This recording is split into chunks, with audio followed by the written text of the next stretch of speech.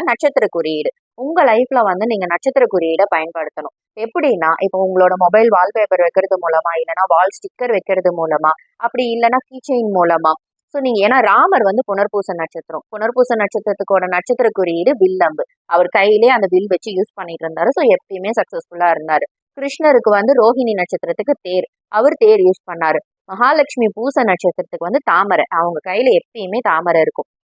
So மக நட்சத்திரத்துக்கு வந்து கிரீடம். ஸோ இந்த மாதிரி ஒவ்வொரு நட்சத்திரத்துக்கும் ஒவ்வொரு குறியீடு இருக்கு. அதை வந்து நீங்க யூஸ் பண்றது மூலமா உங்களுக்கு நீங்க ரிங்காவும் யூஸ் பண்ணிக்கலாம், இல்லை கீச்செயினா. ஸோ எப்பயுமே நீங்க அதை பார்த்துட்டே இருக்கணும், உங்ககிட்ட அது இருந்துட்டே இருக்கணும். அப்படி எதுவுமே யூஸ் பண்ண முடியலன்னா மொபைல் வால்பேப்பரா வச்சுக்கோங்க. காலையில இருந்தோடனே நம்ம மொபைல் பார்ப்போம் இல்லையா?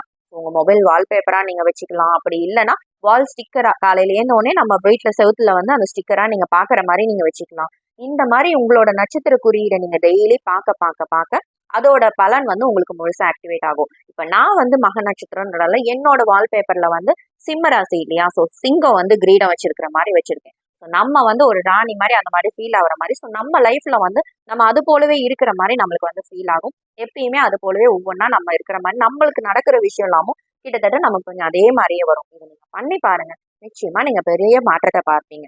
உங்களோட நட்சத்திர குறியீடு பிளஸ் இந்த தண்ணியில விளக்கு வச்சு அதுல தீபம் ஏத்துறத மிஸ் பண்ணாதீங்க. கண்டிப்பா உங்களுக்கு நல்ல மாற்றம் தெரியும். நன்றி, வணக்கம்.